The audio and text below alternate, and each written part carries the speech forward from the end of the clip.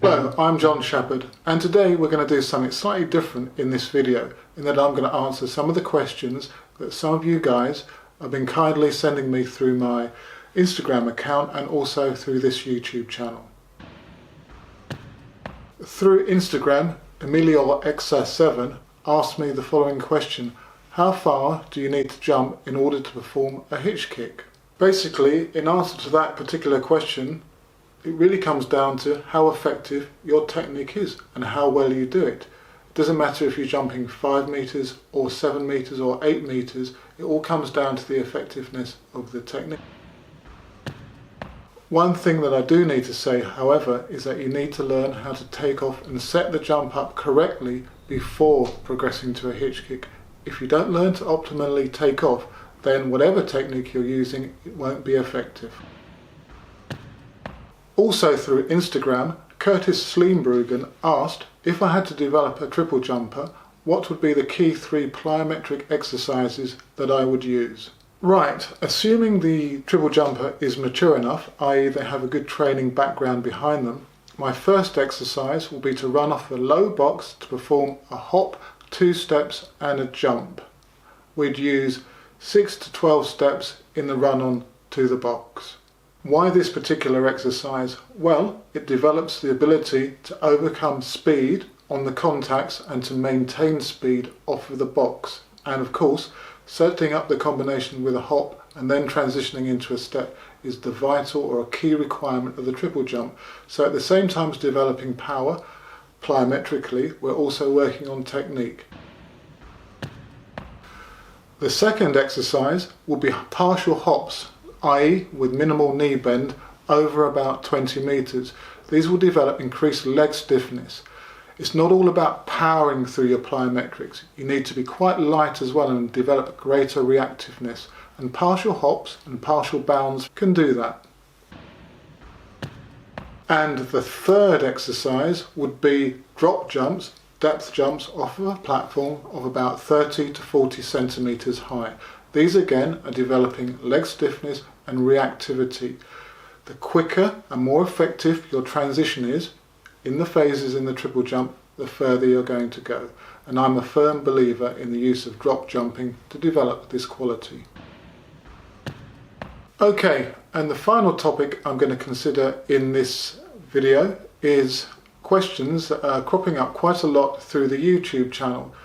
Jumpers, athletes and coaches are specifically asking for more detail on the sessions that my training group is undertaking. This is a difficult question to answer and get across in a relatively short video. So what I'm going to do is I'm going to focus on the current period in time, which is dealing with the transition between the indoor season and the outdoor season. The first thing that I want to do at the moment in training is maintain technical capacity. The jumpers have just come back off of an indoor season and so they're technically in a good position, but we don't want to let that drop off. We need to keep it going. However, we don't want to hit it as regularly as we would when the indoor season's approaching.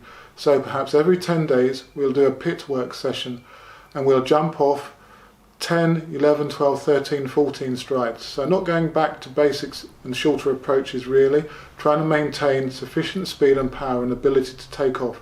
So when the outdoor season gets closer, the jumper is going to be easily able to switch it up to longer approaches. And that applies equally to the triple jump and the long jump.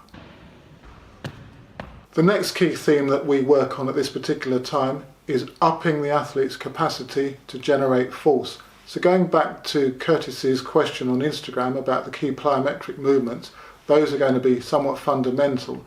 Obviously we'll do other types, but plyometrics I believe are key, and we're here in this phase looking to really maximise the ability to transfer from an eccentric landing to a concentric movement, so the stretch reflex development. Part of this will be some power combination training sessions where we combine weight with plyometrics to hopefully get a heightened fast twitch motor unit reaction. These sessions are very draining on the central nervous system and therefore the athletes need to have sufficient rest, the on the subsequent days afterwards in order to recover, because you're coming off the base of developed power from the indoor season and therefore trying to then up it again. It's all a part of a stepping approach to get higher performance when it matters in the outdoor season. Another thing I do with the jumpers at this time of the year is to increase more running. We're able to get outside more as the weather's improving in the UK, and we need to up the ability to run fluently and quicker in the outdoor season. So for example, we'll start to do 120s, where we'll start off slowly and build up so that when they reach the finish line they're running about 90%. We'll also divide those up into 40s, so the first 40 will be an accelerative period, the middle phase will be relaxation, and the final phase will have turnover. That's also known as a broken run, and we'll transfer that also to distances, much shorter distances, i.e. over 60 metres.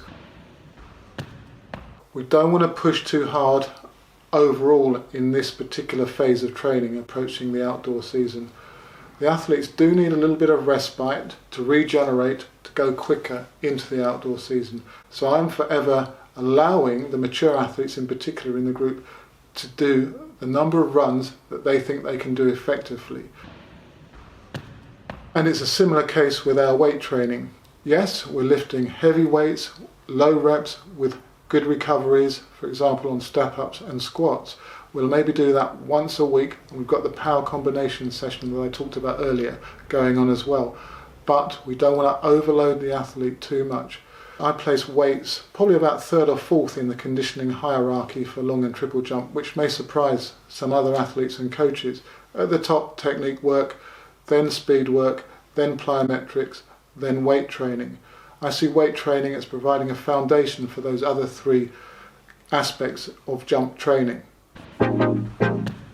Finally, thanks for watching, and do let me know about this new format of video. And if you've got any questions that you'd like to ask, please do so in the comments section below on YouTube, or send me a direct message through my Instagram channel.